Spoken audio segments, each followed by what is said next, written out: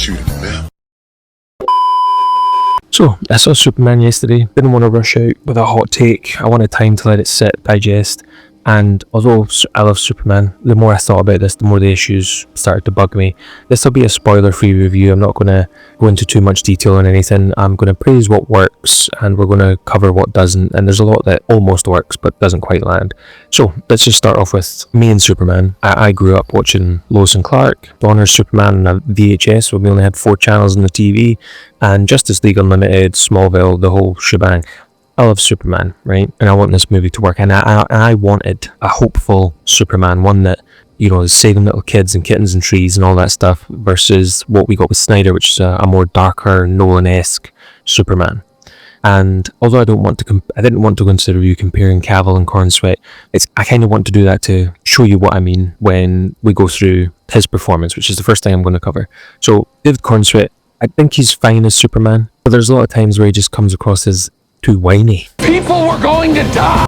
The dog, loser, you took the dog! Where Cavill's Superman was stoic, restrained, and he had weight, gravitas, he just felt powerful. You know, he had that presence, like a god walking among the mortals. You looked at him and you thought, that guy can save the earth. Yeah, no problem. Corenswet, he just feels more like a kind of Superman, or super guy, super boy. There's not an awful performance from him, there's potential, and it might be the direction from Gunn. I'm messing around and doing important stuff. In all honesty, because a lot of it is little moments in the script, but there's also no big goosebump moment, and I'll get to that later on. He doesn't radiate the power that you'd expect from Superman. There's an overwhelming sense of good from Corenswet's Superman, and that is done really well. Like, Superman feels like the type of morally gullible Superman that you'd expect. You know, he sees the good in everyone, which is great. But there's also no world-stopping moment that makes you, sit up. There's no moral dilemma that makes you, clench your fist a little bit because of him having to make a tough choice. There's loads of decent saves stitched together, but that's about it. Now, again, I mentioned the direction. So, James Gunn, he clearly wanted to make a live-action Superman cartoon, and I'm down for that. It feels like that. But a lot of stuff that's in a cartoon or a comic book isn't going to translate well into cinema. And he does make a light-hearted, family-friendly movie, but in doing that, he's sanded off a lot of Superman's edge that he should have, in my opinion, for a live-action Superman anyway. And Cavill done this brilliantly, but the world around Cavill was my main problem with Snyder's version. Cavill is one end of the spectrum, Corenswet might be the other, if you like, and the perfect place is somewhere in the middle. You need to have Superman being like Corenswet like 90% of the time, but then that 10%, you need to see that dog that Superman has in him come out to save the people he loves, or to save the kid that's in danger, and that never really happens at all. There's no moment, I can't remember in the movie, but I don't think there's a moment where, the world's looking up in awe at Superman. There's no instance where he feels untouchable. And the flying is it's not immersive. Like, it's like the Adam Warlock flying in Guardians of the Galaxy. I don't like it. Don't like it at all. Again, this isn't a bad movie. It's just for Superman, he's the guy that you should look at that slams down and you feel hopeful that he's going to come save the day. And as a bad guy, you should be like, oh, right, I give up. Or, you should have some fear, oh, this is Superman. But everyone just goes at him. Didn't make much sense to me. Gunn made Superman too weak in this. Let's go over the performances quickly as well. Rachel Brosnahan as Lois Lane. Best live action Lois Lane in movies, no question.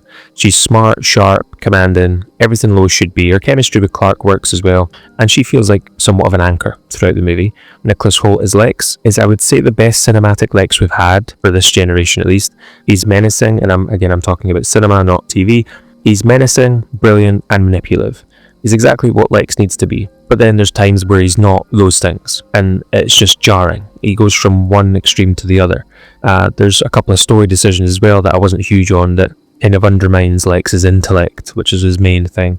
Jimmy Olsen is a key call out as well, because he has somewhat of a role in this movie, and he's also portrayed as somewhat of a ladies' man, and that felt out of place for me. And James Gunn superimposed his own dog into the movie. I feel like he's projecting himself into the movie via Jimmy as well.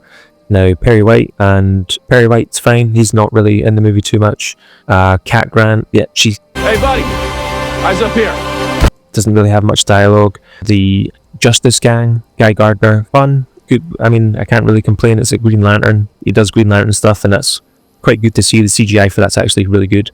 Mr. Terrific is cool, but not memorable, and Hawkgirl, didn't really like her portrayal at all. She came across as a bratty teen, and I'm used to knowing Hawkgirl and the other Thanagarians as a warrior race, and she's just a bit moody. Let's go over some of the other good stuff. Again, as I've mentioned, it nails Superman's small moments where he's saving the cats and trees and everyday people, showing kindness and giving wee chats to people. There's loads of that stuff in there, and I love that.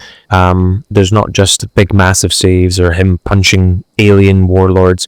He's there for the little guy. That's the main thing I would say that the movie does right. And there's loads of other things as well, like the action scenes are pretty good. But again, the fighting it doesn't feel as powerful as Superman should be fighting. But they're still entertaining. I'll also say the movie's suitable for a wide audience. If you're watching this wondering if there's any iffy bits for your kids, if you're taking your kids, there's a couple of swears in there. So there's a few shits, I think at some point as well, maybe someone calls someone else an asshole. But it might have been a hot girl, I can't remember who it was. And there's also a bitch in there as well. So be wary of that. There is some profanity, but nothing that's over the top. I think the main crux of why it doesn't work for me, besides Superman being nerfed a bit, is there's no real emotional hook moment for me. There's nothing that makes you sit up in your seat and gives you goosebumps. And Cavill had that in spades, I think.